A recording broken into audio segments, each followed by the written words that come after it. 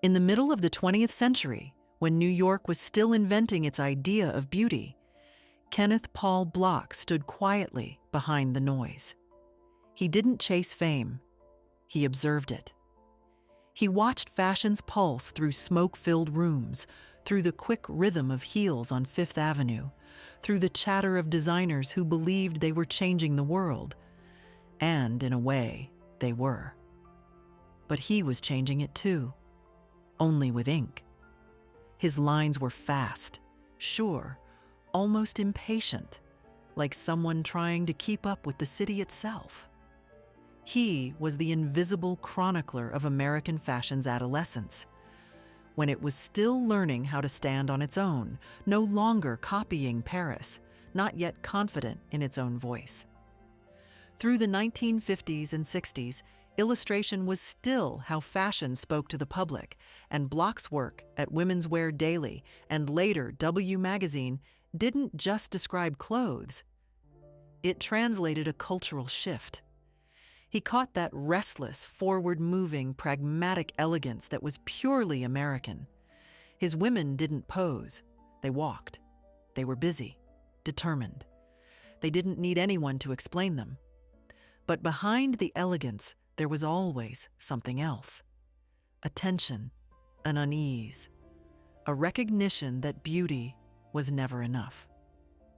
He understood that, maybe more than the designers he drew. He saw the industry change, saw photography begin to swallow the space illustration once occupied, saw editors trade nuance for immediacy.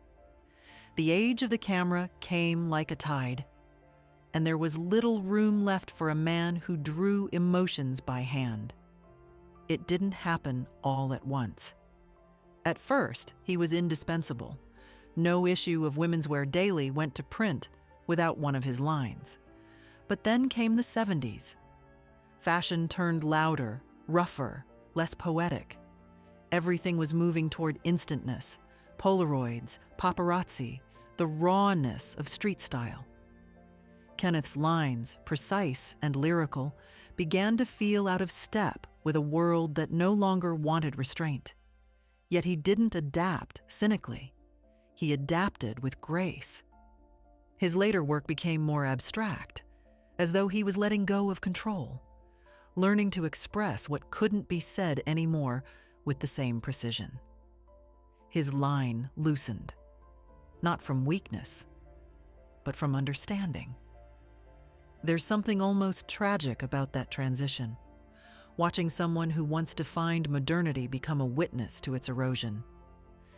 He was surrounded by people obsessed with newness, but his own art was about continuity, about finding the thread that connects chaos to form. He kept drawing, even when fewer people cared. And maybe that's what made him an artist, rather than an industry figure. He worked for the sake of expression, not attention. His drawings now feel like letters from a world that vanished before anyone noticed it was gone.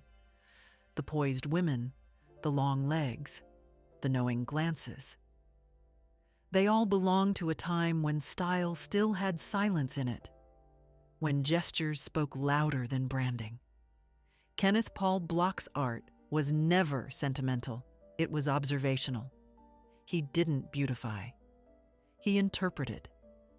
You can feel in some of his later sketches a hint of melancholy, as though he knew that what he was documenting was slipping away. He wasn't a man who courted tragedy, but he wasn't immune to it either. The culture moved faster than he wanted to. Illustration fell out of fashion, and for a while, even his name disappeared from the conversation. But perhaps that disappearance was fitting. He had spent his life drawing people who lived in the light, the models, the editors, the designers, while he remained in the shadows, shaping how that light looked. And maybe that's the quiet paradox of Kenneth Paul Block. He helped invent the image of American glamour, yet he himself was almost invisible. His art lived in the margins, not on museum walls, but on editorial pages that yellowed with time. But when you find one of his drawings today, something strange happens. the world around it goes still. The noise of modern fashion, the constant shouting of trends, drops, algorithms, fades for a moment. What remains is line, movement, and intent. It's honest. It breathes. Kenneth once said that a line, drawn right, could tell you everything about the person who made it.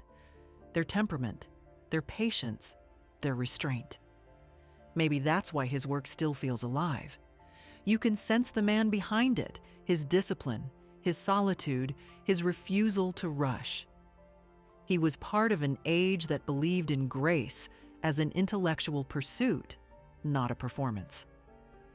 So, when we talk about Kenneth Paul Block now, we shouldn't just talk about fashion illustration or nostalgia for a lost craft. We should talk about the fragility of seeing, of really looking at something before it disappears. His art reminds us that beauty is never static, and once it becomes too certain, it stops being beautiful. And maybe that's why, after all these years, his drawings still look modern. Because they carry that flicker, that uneasy awareness that everything elegant is also temporary. His lines weren't trying to last forever. They were just trying to be true for a moment. And perhaps that's enough.